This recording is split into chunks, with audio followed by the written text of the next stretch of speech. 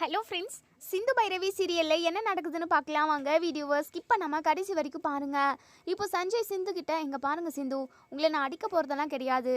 உங்களுக்கு என்ன தோணுதோ அதை சொல்லுங்கள். அது மட்டும் இல்லாமல் உண்மையாகவே நீங்கள் நகை திருடலையா அப்படின்னு சொல்லிட்டு கேட்கவும், சார் சத்தியமாக நான் நகையை திருடவே இல்லை, என்ன மாட்டி விடணுன்றதுக்காக தான் யாரோ இந்த விஷயத்த செஞ்சுருக்காங்க.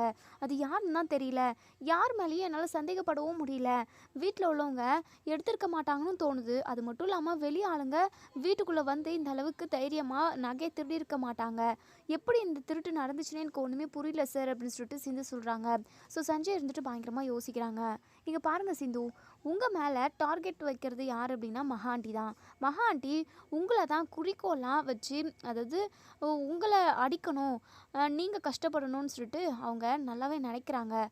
ஸோ எனக்கு என்னமோ மகா ஆண்டி மேலே தான் டவுட் இருக்குது அப்படின்னு சொல்லிட்டு சஞ்சய் சொல்கிறாங்க. என்ன சார் சொல்கிறீங்க? ஆமாம் சிந்து, நீங்கள் நகை திருடவே இல்லைன்றத நான் எப்போவோ உணர்ந்துட்டேன். ஆனால் அதாவது நகையை வச்சு உங்களை வீட்டை விட்டு துரத்தணும்னு சொல்லிட்டு மகா ஆண்டி பிளான் பண்ணுறாங்க. எனக்கு என்னமோ அவங்க மேலே தான் டவுட்டாக இருக்குது. சரிங்க சிந்து, பார்க்கலாம். கொஞ்ச நாள் போகட்டும். அது மட்டும் இல்லாமல் ஆறுமுகமும் சிவாவும் இது விஷயமா நகை கடைக்காரவங்களை எல்லாருமே விசாரிக்கிறதா சொல்லியிருக்காங்க. ஏதாவது ஒரு க்ளூ கிடைக்கும். அதை வச்சு நம்ம கண்டிப்பாக நகை திருடினது யாருன்னு சொல்லிட்டு கண்டுபிடிச்சிருவோம். நீங்கள் பயப்படாதீங்க சிந்து அப்படின்னு சொல்லிட்டு எங்கள் சஞ்சயுமே சொல்கிறாங்க. இருந்தாலும் ஜெயிலுக்குள்ளே இருக்கிறது நம்ம சிந்துக்கு ரொம்பவே கஷ்டமாக தான் இருக்குது. அது மட்டும் இல்லாமல் அத்தை நம்ம மேலே துளி கூட நம்பிக்கை வைக்காமல் நம்ம தான் நகையை திருடியிருப்போம்னு சொல்லிட்டு விசாரிக்க சொல்லி நம்மளுக்கு அரெஸ்ட் பண்ண சொல்லிட்டாங்களே. என் மேலே அவங்க எவ்வளோ கோவமாக இருந்தால் இப்படி பேசியிருப்பாங்க.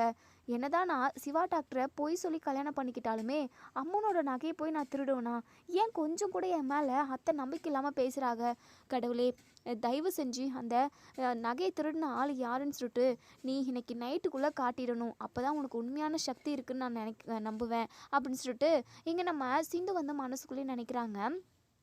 இன்னொரு சைடு இங்கே நம்ம ஆறுமுகமும் சிவாவும் ஒவ்வொரு நகைக்கடையாக அவங்களுக்கு தெரிஞ்ச நகைக்கடை எல்லாருக்கிட்டேயுமே விசாரிக்கிறாங்க.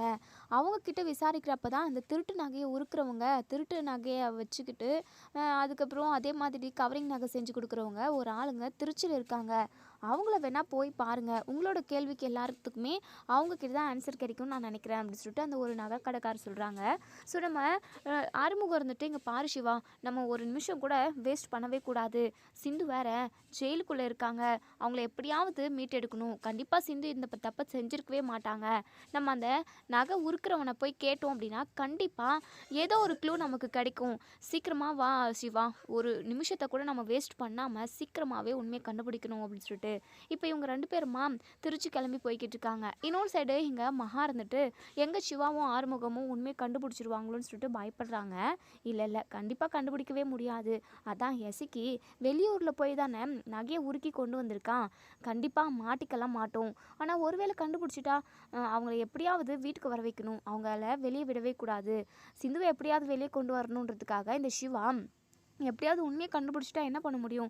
சரி, நம்ம அக்கா கிட்டே போவோம் அப்படின்னு சொல்லிட்டு அன்னபூர்ணி கிட்டே வந்து, அக்கா இங்கே பாருங்க அக்கா, சிவாவும் ஆறுமுகமும் இன்னும் வீட்டுக்கே வரல. இந்த சிந்துவுக்காக எங்கெங்கேயோ அலைஞ்சிக்கிட்டு இருக்கானுங்க. நகையை திருடுனவ ஜெயிலுக்குள்ளே தான் இருக்கா. நகையை எங்கே யார் திருடிருப்பாங்கன்னு சொல்லிட்டு ஊர் ஃபுல்லாக தேடினா எங்கள் அக்கா கிடைக்க போகிறாங்க.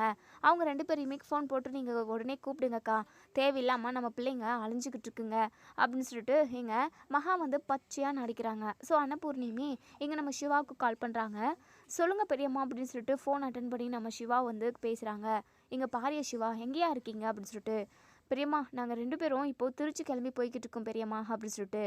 என்ன சிவா சொல்கிற? இங்கே பாரியா, நீ திருச்சியெல்லாம் போக வேண்டாம். நகையை இங்கே இருக்கிறவங்க யாராவது தாண்டா எடுத்திருப்பாங்க. ஒன்று சிந்து இந்த வேலையை செஞ்சுருக்கணும், அப்படி இல்லைனா நமக்கு ஆகாதவங்க யாராவது ஒருத்தவங்க இந்த வேலையை செஞ்சுருக்கணும். அது உள்ளூர்லேயே தாண்டா நம்ம தேடி பார்க்கணும். உள்ளூரில் யாருமே இல்லை அப்படின்னா வெளியூர் திருச்சிக்கு போய் நீங்கள் என்னடா பண்ண போகிறீங்க அப்படின்னு சொல்லிட்டு எங்கே நம்ம அன்னபூர்ணி வந்து கேட்குறாங்க. இப்போ அன்னபூர்ணி பேசிக்கிட்டு இருக்கிறது எல்லாத்தையுமே பார்த்துட்டு மகாக்கு ரொம்பவே பதட்டமாகவும் பயமாகவும் இருக்குது. உள்ளூரில் ஊருக்குனா தான் கண்டுபிடிச்சிருவாங்கன்னு சொல்லிட்டு வெளியூரில் கச்சிதமாக வேலையை முடிச்சுட்டு வர சொல்லி மகா ஜானகி கிட்ட சொல்லியிருப்பாங்க. ஸோ இங்கே ஆறுமுகமும் சிவாவும் வெளியூருக்கு போயிருக்கிறதா கேள்விப்பட்டு இங்கே நம்ம மகா அப்படியே ரொம்பவே பயந்து நடுங்குறாங்க. எங்கே உண்மையை கண்டுபிடிச்சிருவாங்களோ அப்படின்னு சொல்லிட்டு உடனே இங்கே நம்ம மகா இருந்துட்டு, அக்கா அவ்வளோ தூரம் எதுக்காகக்கா? அந்த சிந்து தான்க்கா நகையை எடுத்தா.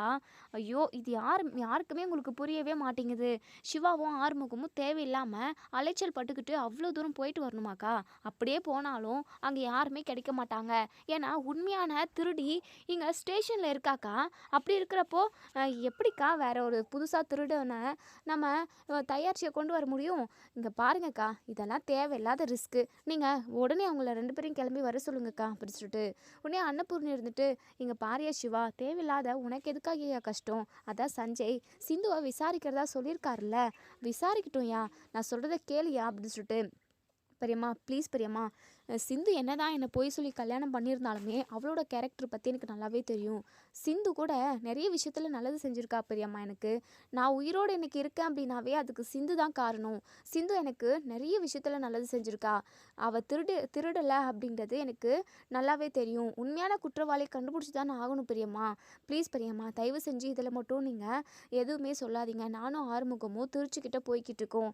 போயிட்டு என்ன ஏதுன்னு விசாரிச்சு பார்க்குறோம் பெரியம்மா. கொஞ்ச நேரத்தில் வந்துடும், நீங்கள் கவலைப்படாதீங்க. நீங்கள் எதை நினச்சியும் கவலைப்படாமல் தைரியமாக இருங்க பெரியம்மா. உங்களுக்கு எந்த ஒரு அவமானமும் நெருங்க விடாமல் நாங்கள் பார்த்துக்குறோம் அப்படின்னு சொல்லிட்டு ஃபோனை வச்சுட்றாங்க.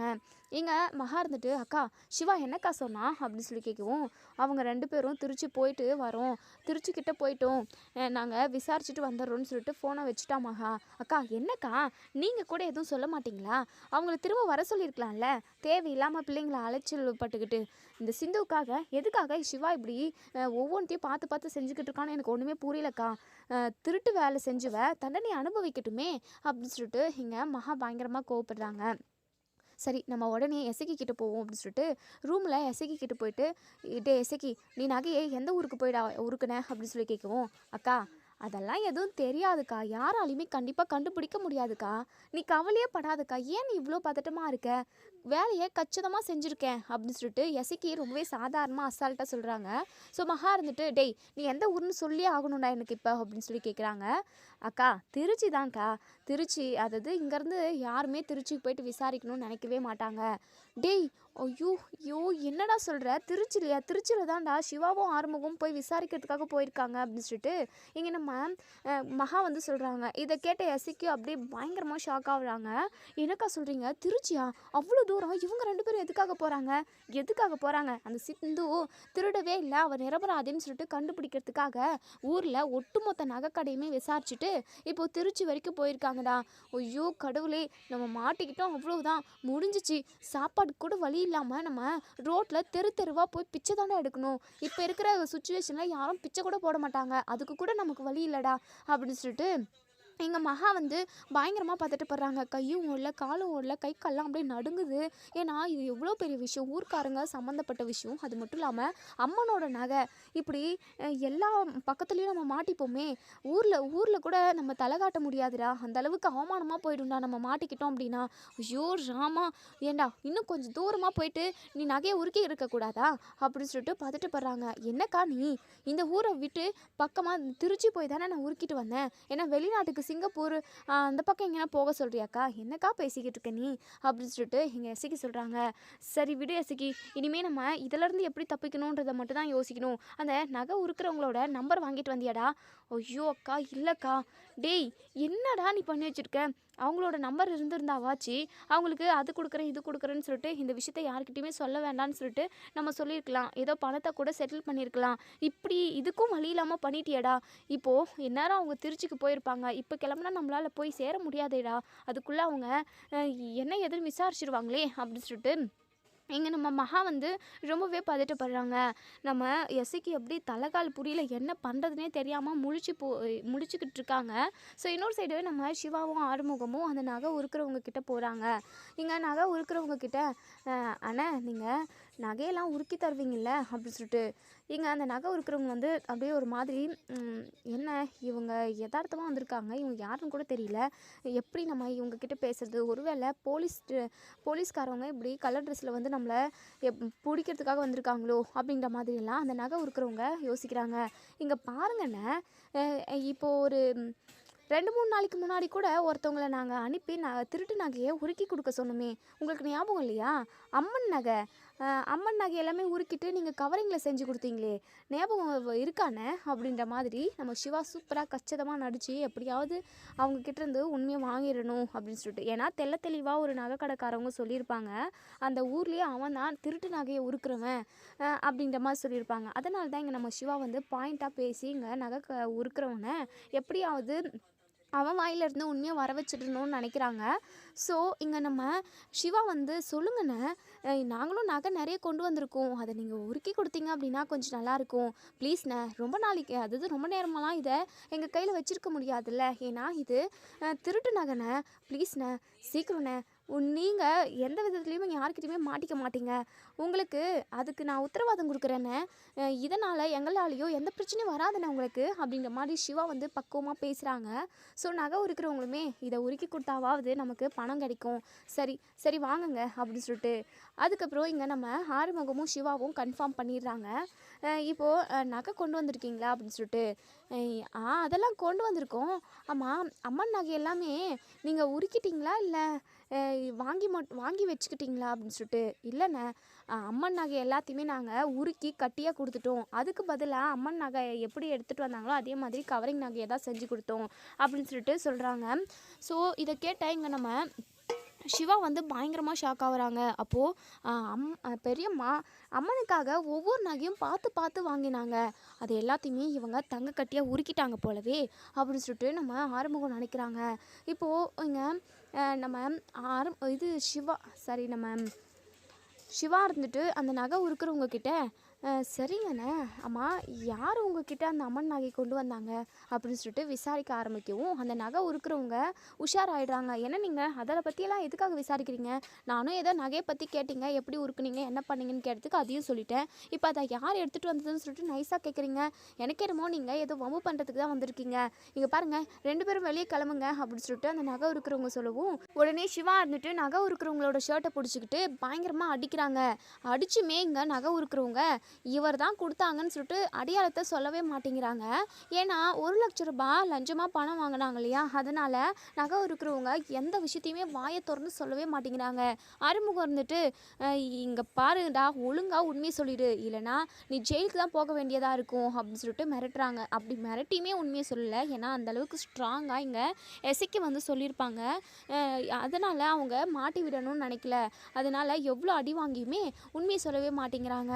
இப்போ சிவா இருந்துட்டு, ஆறுமுகம் நம்ம விசாரிச்செல்லாம் உண்மை வராது, நம்ம சஞ்சய்கிட்டே கூட்டிகிட்டு போவோம், சஞ்சய் விசாரிக்க வேண்டிய விதத்தில் விசாரிச்சாரு அப்படின்னா கண்டிப்பாக உண்மை எல்லாத்தையுமே இவன் கக்கிடுறான் அப்படின்னு சொல்லிட்டு நம்ம சிவா வந்து சொல்கிறாங்க. ஸோ உடனே இவங்க 2 பேருமே இந்த நகை உருக்கிறவங்கள இப்போது இது ஸ்டேஷனுக்கு கூட்டிகிட்டு போகிறாங்க.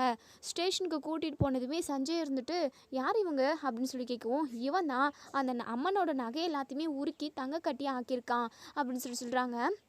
ஓ, இவர் தானா அது, வாங்க சார் வாங்க, உங்களுக்கு மரியாதை செலுத்தணும் அப்படின்னு சொல்லிட்டு கூட்டிகிட்டு வந்து சேர் மேலே உட்கார வச்சு, இங்கே பாரு, அம்மனோட நகையை நீ எவ்வளோ அசால்ட்டாக உருக்கி கொடுத்துருக்க, திருட்டு நகை எல்லாத்தையுமே வாங்கி உருக்கி கொடுக்குறது தான் அவனுடைய வேலையா? ஓ, இத்தனை நாளாக நீ எனக்கு கண்ணில் சிக்காமல் போயிட்டியே, சரி உனக்கு அம்மனோட நகையெல்லாம் எடுத்துகிட்டு வந்து கொடுத்தது யார், அவன் எப்படி இருப்பான் அப்படின்ட்டு தான் நீ இப்போவே சொல்லியே ஆகணுன்ற மாதிரி நம்ம சஞ்சய் வந்து சொல்கிறாங்க. ஸோ இங்கே நகை உருக்கிறவங்க இருந்துட்டு, அப்படியெல்லாம் நான் எந்த நகையுமே உருக்கவே இல்லை, அம்மனோட நகையவே நான் பார்க்கவே இல்லை அப்படின்ற மாதிரி சொல்கிறாங்க. உடனே சிவா இருந்துட்டு, ஐயோ சஞ்சய் சார், எங்ககிட்ட இவன் சொன்னான், இவன்கிட்ட நாங்கள் நைஸாக பேசணும், கடைசியில் கண்டுபிடிச்சிட்டான், யாருன்னு விசாரிக்கிறதுக்குள்ளவே அவன் வாயிலிருந்து வர வைக்கிறதுக்குள்ளவே அவன் உஷாராயிட்டான், அதனால் இப்போது நடிக்கிறான், இங்கே பாருங்கள் சஞ்சய் சார், இவனை சும்மாவே விடாதீங்க அப்படின்னு சொல்லிட்டு இங்கே நம்ம சிவா வந்து சொல்கிறாங்க. இப்போது 4 பேர் கான்ஸ்டபிள் வச்சு நம்ம சஞ்சய் நகை உருக்கிறவங்கள அடி வெளுத்து வாங்குறாங்க. அவ்வளோ அடி வாங்கிக்கிட்டுமே இந்த நகை உருக்கிறவங்க விஷயத்த சொல்லவே இல்லை, ஏன்னா 1 லட்ச ரூபா வாங்கியிருக்காரு, ஸோ அதுக்கு விசுவாசமாக இருக்காருன்னு போல அதனால் அவங்க வாயிலிருந்து உண்மையை வர வைக்கவே முடியல. உடனே சஞ்சய் இருந்துட்டு, இங்கே பாருங்கள் சிவா, இவனை எவ்வளோ அடிச்சுமே உண்மையை வெளியே வாங்க முடியல, பேசாமல் இவனை ஊர்க்காரங்க முன்னாடி நிப்பாட்டி அங்கே ஊர்க்காரங்க என்ன சொல்கிறாங்கன்னு பார்ப்போம், அதுக்கப்புறம் இதுக்கப்புறம் நம்ம மேற்கொண்டு என்ன பண்ணுறதோ அதை நம்ம பார்ப்போம் அப்படின்னு சொல்கிறாங்க. இங்கே நம்ம சிந்துக்குமே ரொம்ப ரிலாக்ஸாக இருக்குது. இருந்தாலும் இவ்வளோ அடிச்சுமே இவர் உண்மையை சொல்லலை அப்படின்னா கண்டிப்பாக இவர் அந்த நகையை உருக்கியிருக்க மாட்டாருன்னு தான் நான் நினைக்கிறேன் அப்படின்ற மாதிரிலாம் சிந்து வந்து மனசுக்குள்ளே நினைக்கிறாங்க. என்ன பண்ணுறதுனே தெரியல அவங்களுக்கு. இப்போது இங்கே சிந்து, அதுக்கப்புறம் சிவா, ஆறுமுகம், சஞ்சய், இப்போ நகை உருக்கிறவர், இவங்க எல்லாருமே இப்போது கோவிலான தான் போகிறாங்க. இப்போ அன்னபூரணி அவங்க வீட்டில் உள்ள மகா, எசக்கி எல்லாருமே வந்துடுறாங்க. எசக்கிக்கும் மகாக்கும் அப்படி தூக்கி வாரி போடுது இங்கே நகை உருக்கிறவங்கள பார்த்துட்டு பயங்கரமாக ஷாக் ஆகுறாங்க. எசக்கிக்கு ஒவ்வொரு நிமிஷமும் அவ்வளோ ஒரு பதட்டமாக இருக்குது. இந்த நகை உருக்கிறவங்க மட்டும் உண்மையை சொல்லிட்டாரு அப்படின்னா முடிஞ்சிச்சு நம்ம சொல்லி. ஐயோ இப்படி வசமாக மாட்டிக்கிட்டோமே அப்படின்னு சொல்லிட்டு இங்கே எசக்கி ரொம்பவே பயந்து போயிருக்காங்க. இப்போது இங்கே ஊர் தலைவர் இருந்துட்டு, இங்கே பாருப்பா, நீ தான் அம்மனோட நகையெல்லாம் எடுத்து உடுக்குனியாப்பா, அந்த நகையெல்லாம் உங்ககிட்ட தான் வந்துச்சாப்பா அப்படின்ற மாதிரியெல்லாம் கேட்குறாங்க. எனக்கு எதுவுமே தெரியாது அப்படின்ற ஒரே வார்த்தையை தான் இந்த நகை உருக்கிறவங்க சொல்கிறாங்க. இப்போது இங்கே சாமியார் மேலே, அதாவது பூசாரி மேலே அம்மன் வந்து அருள் புரிகிறாங்க. ஸோ அவங்க மேலே இறங்கி ரொம்பவே சத்தமாக, டேய் என்னடா நீ என்னுடைய நகையவே திருடி கொண்டு வந்தவங்க கிட்டேருந்து வாங்கி என்னுடைய நகையை கொஞ்சம் கூட உடம்பு கூசாமல் அதை உருக்கி தங்க கட்டியாக பண்ணிவிட்டு என்னுடைய நகைகளுக்கு பதிலாக நீ கவரிங் நகையை செஞ்சு கொடுத்துருக்கியாடா. என்னுடைய சக்தி என்னன்னு தெரியாமல் இப்படி என் நகையிலே கையை வச்சல, உன்னை நான் சும்மா விட மாட்டேன்டா அப்படின்னு சொல்லிட்டு கையில் வேலை எடுத்துக்கிட்டு வந்து அப்படியே பயங்கரமாக ஆக்ரோஷமாக, டேய் உன்னை உயிரோடவே விட மாட்டேன், உன்கிட்ட நகையை கொண்டு வந்து கொடுத்தவங்க யாருடா அப்படின்னு சொல்லிட்டு பயங்கர சத்தமாக இங்கே அதாவது அந்த இடமே அதிர்ற மாதிரி அந்த சாமியார் வந்து அம்மன் வடிவத்தில் கேட்குறாங்க. அதாவது அம்மன் வந்து சாமியார் வடிவத்தில் வந்து இங்கே நகை உருக்கிறவங்க கிட்ட கேட்கவும், இங்கே நகை உருக்கிறவங்க அவங்க கத்துற சத்தத்திலேயே போய் தொப்புன்னு கீழே விழுந்து பயங்கரமாக அப்படியே கண்ணெல்லாம் உருட்டி பயந்து போய் பார்க்குறாங்க. ஐயோ அம்மன் இப்படி கூட செய்யுமா, இந்த மாதிரி கூட நம்மளை பயன்படுத்துமா அப்படின்ற மாதிரிலாம் யோசிக்கிறாரு நகை உருக்கிறவங்க. மகா இருந்துட்டு எசக்கி கிட்ட, எசக்கி இந்த பூசாரி மூலமாக இந்த நகை உருக்கிறவன் உண்மையை சொல்லிடுவான் போலவே, எனக்கே இப்போ ஒரு நிமிஷம் அப்படியே நெஞ்சு பதறி போச்சுடா, அந்த அளவுக்கு அம்மன் ரொம்ப ஆக்ரோஷமாக இருக்குடா. ஐயோ என்ன பண்ணுறதுனே தெரியல எசக்கி, எனக்கு கை கால்லாம் நடுங்குதுடா, ஒத்துருதுடா அப்படின்னு சொல்லிட்டு மகா வந்து சொல்கிறாங்க. சாமியார் ரொம்பவே ஆக்ரோஷமாக, டேய் உண்மையை சொல்ல போறியா இல்லை இந்த அம்மன் கையால் சாக போறியாடா அப்படின்னு சொல்லிட்டு வேலை காட்டி ரொம்பவே ஆக்ரோஷமாக சொல்லவும், இதுக்கப்புறம் நம்ம உண்மையை மறைக்கக்கூடாது, இதுக்கப்புறம் மறைச்சோம் அப்படின்னா நம்ம உயிர் போயிடும் அப்படின்னு சொல்லிட்டு நகை உருக்கிறவங்க எல்லா உண்மையுமே சொல்லிடுறாங்க. இதோ இங்கே நிற்கிறாரே இவர் தான் என்கிட்ட அம்மனோட நகை எல்லாத்தையுமே கொடுத்து தங்க கட்டியாக மாற்ற சொன்னாங்க, அதுக்கு பதிலாக கவரிங் நகையும் செய்ய சொன்னாங்க. இது மூலமாக எனக்கு 1 லட்ச ரூபா பணம் மட்டும்தான் வந்ததே தவிர மற்றபடி நான் எந்த தப்புமே பண்ணல, எனக்கும் இந்த நகை திருட்டுக்கும் எந்த சம்மந்தமும் கிடையாது அப்படின்னு சொல்லிட்டு இங்கே இந்த நகை உருக்கிறவங்க தெளிவாக விஷயத்த சொல்லிடுறாங்க. ஸோ ஊர் ஜனங்க, நம்ம அன்னபூரணி, சிவா எல்லாருக்குமே பயங்கர அதிர்ச்சி தான். ஏன் நம்ம சிந்து கூட மகாமலியும் எசக்கி மாளிகையிலும் சந்தேகப்படவே இல்லை. ஸோ அப்படி இருக்கிறப்ப அவங்களுக்குமே பயங்கர அதிர்ச்சியாக தான் இருக்குது.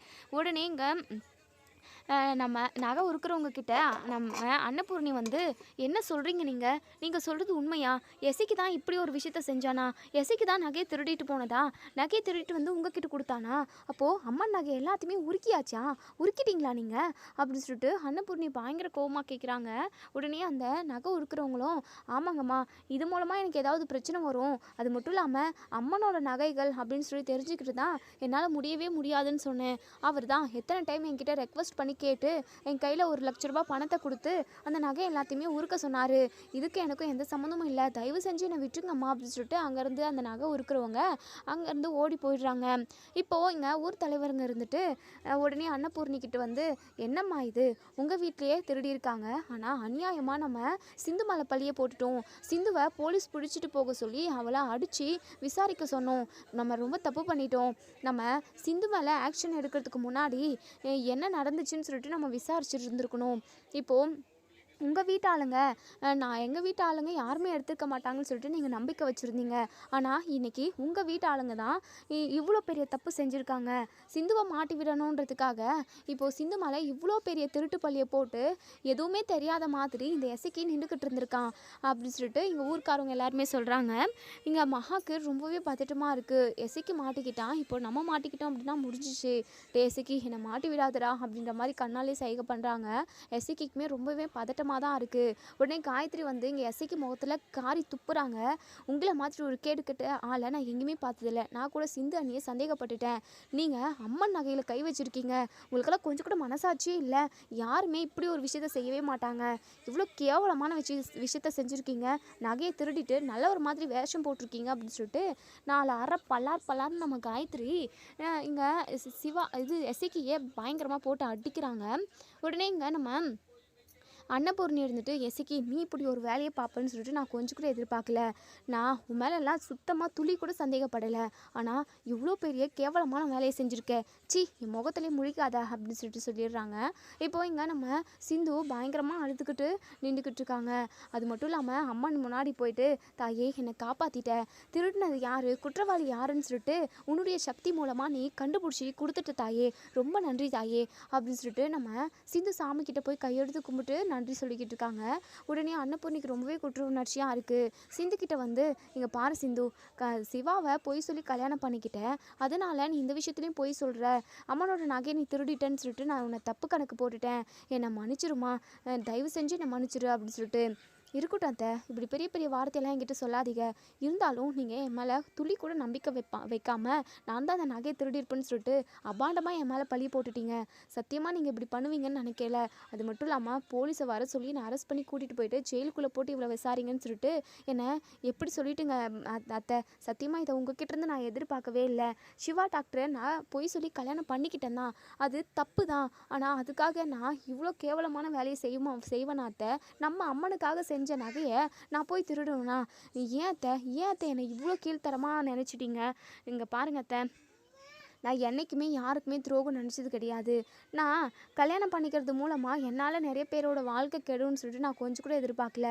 பிடிச்ச வாழ்க்கையை தனக்கு பிடிச்ச மாதிரி அமைச்சிக்கணும், தனக்கு பிடிச்சவங்களை கூட சந்தோஷமாக வாழணுன்றது மட்டும்தான் என் மனசில் இருந்ததே தவிர என்னால் மற்றவங்க பாதிக்கப்படணும், என்னுடைய சுயநலத்துக்காக மற்றவங்களோட வாழ்க்கை கெடுக்கணும்னு சொல்லிட்டு நான் ஒரு நொடி கூட நினச்சது கிடையாது அத்தை. ஆனால் அதையும் இதையும் கம்பேர் பண்ணி என்னை எல்லார் முன்னாடியும் அவமானப்பட வச்சுட்டீங்க. அது மட்டும் இல்லாமல் ஸ்டேஷனுக்கு போயிட்டு நான் எவ்வளோ பயத்தோடு உட்காந்தேன் தெரியுமா? தப்பே பண்ணாமல் நான் தண்டனை அனுபவிச்சிருக்கேன். அதுக்காக நான் உங்களை எதுவுமே குத்தம் சொல்லலை. தயவு செஞ்சு என்னை இவ்வளோ கேவலமாக நினைக்காதீங்கன்னு தான் நான் சொல்ல வரேன். அது மட்டும் இல்லாமல் நான் பொய் சொன்னது சிவா டாக்டருக்காக. அளவு கடந்த பாசத்தையும் அன்பையும் அவர் மேலே வச்சுட்டேன். அவரை என் மனசுலேருந்து தூக்கி போட என்னால் முடியலத்த. அதுக்காக மட்டுமே நான் பொய் சொல்லி அவரை கல்யாணம் பண்ணிக்கிட்டேனே தவிர மற்றபடி உங்கள் எல்லாரோட நிம்மதியை கெடுக்கணும், ஏன் சிவா டாக்டரோட வாழ்க்கை கெடுக்கணும்னு சொல்லிட்டு நான் ஒரே ஒரு நிமிஷம் கூட நினச்சது கிடையாது அத்தை. அதை நீங்கள் புரிஞ்சுக்கிட்டீங்க அப்படின்னாவே அதுவே போதும். மற்ற விஷயத்தில் நீங்கள் சொல்லுங்க அத்தை, நான் யாருக்கு என்ன துரோகம் செஞ்சுருக்கேன், யாரை ஏமாத்திருக்கேன், எதுவுமே பணத்தில் தானே. என்னுடைய மனசில் உள்ள ஆசையை நிறைவேற்றிக்கணுன்றதுக்காக தான் இப்படி தெரிஞ்சோ தெரியாமலோ அறிஞ்சோ அறியாமலோ இப்படி ஒரு விஷயத்த நான் செஞ்சேன். பொய் சொல்லி கல்யாணம் பண்ணிக்கிட்டேன். மற்றபடி நான் எந்த தப்புமே என் மனசறிஞ்சு யாருக்குமே நான் பண்ணது கிடையாது அத்தை அப்படின்னு சொல்லிட்டு சிந்து வந்து சொல்கிறாங்க. இங்கே ஸ்னேகாவுக்கு வேறு பயங்கர டென்ஷனாக இருக்குது. இதை வச்சு இவளை 2-3 வருஷத்துக்கு ஜெயிலுக்குள்ளே போட்டுட்டோம் அப்படின்னா 3 வருஷத்தில் நம்ம கண்டிப்பாக சிவா மனசில் இடம் பிடிச்சிடலான்னு சொல்லிட்டு எங்கள் ஸ்னேகா ஒரு பிளான் பண்ணியிருப்பாங்க. எதுவுமே நடக்காமல் போயிடுச்சே, இந்த சிந்து நிரபராதின்னு சொல்லிட்டு அந்த அம்மனே நிரூபிச்சிருச்சே, அந்த அம்மன் மட்டும் ஏன் தான் இந்த சிந்து பக்கம் அவ்வளோ துணையாக இருக்குன்னே தெரியல அப்படின்னு சொல்லிட்டு எங்கள் ஸ்னேகா வந்து நினைக்கிறாங்க. உடனே எங்கள் அன்னபூர்ணி இருந்துட்டு சஞ்சய் சார் எசைக்கு தான் தப்பு பண்ணியிருக்கான். எசைக்கு தங்க நகை எல்லாமே உருக்கி கட்டி ஆக்கினதா அந்த நகை உருக்கிறவர் சொன்னார். ஒழுங்கா அம்மனுக்கு சேர வேண்டிய நகையை எடுத்துகிட்டு வந்து இங்கே பூசாரிக்கிட்ட கொடுத்துட்டு நீ ஜெயிலுக்கு போடா அப்படின்னு சொல்லிட்டு. ஐயோ அக்கா தயவு செஞ்சு என்னை மன்னிச்சிருங்கக்கா, நான் ஏதோ தெரியாமல் செஞ்சுட்டேன், ப்ளீஸுங்கக்கா உங்கள் எல்லார் காலையும் விழுந்து நான் மன்னிப்பு கேட்குறேன் அப்படின்னு சொல்லிட்டு. உடனே இங்கே ஆறுமுகம் இருந்துட்டு உன் மன்னிப்பும் வேண்டாம் ஒன்றும் வேண்டாம், நீ எவ்வளோ பெரிய கேவலமான வேலையை செஞ்சுருக்க, இப்படி திருடுறதுக்கு போய் நாண்டுக்கிட்டு செத்து போயிருக்கலாம் அப்படின்னு சொல்லிட்டு இங்கே நம்ம ஆறுமுகம் பயங்கரமாக கோவப்படுறாங்க. அது மட்டும் இல்லாமல் எங்கள் சஞ்சய் கிட்ட இங்கே பாருங்கள் சஞ்சய், நீங்கள் இவனை அரெஸ்ட் பண்ணி கூட்டிகிட்டு போங்க அப்படின்னு சொல்லிட்டு எங்கள் எஸ்ஐக்கு பயந்துக்கிட்டு நடுங்கிக்கிட்டு இருக்காங்க. ஸ்டேஷன் போனால் பயங்கரமாக அடிப்பாங்க. அது மட்டும் இல்லாமல் நம்மளால் நிறைய வேலை வாங்குவாங்க. அதெல்லாம் நமக்கு செட்டே ஆகாது. அது மட்டும் இல்லாமல் அங்கே கொசு கடிக்கும், ஃபேன் இருக்காது. அது மட்டும் இல்லாமல் நமக்கு பிடிச்ச மாதிரியான சாப்பாடு போட மாட்டாங்கன்னு சொல்லிட்டு ரொம்பவே வருத்தப்படுறாரு. எப்படியாவது நம்ம தப்பிச்சிடணும் அப்படின்னு சொல்லிட்டு எங்கள் அன்னபூர்ணி காலில் விழுந்து மன்னிப்பு கேட்டுட்டு, தயவு செஞ்சு என்னை மன்னிச்சுக்கோங்க அக்கா, ப்ளீஸ் அக்கா, என்னை காப்பாற்றுங்கக்கா அப்படின்னு சொல்லிட்டு காலில் விழுந்து மன்னிப்பு கேட்குறாங்க. உடனே இங்கே பைரவி இருந்துட்டு, உனக்கெல்லாம் மன்னிப்பே கிடையாது. நீ திருடிட்டு அதை சிந்து மேலே பழி போடலான்னு சொல்லிட்டு பிளான் பண்ணி தான் இதை செஞ்சுருக்க.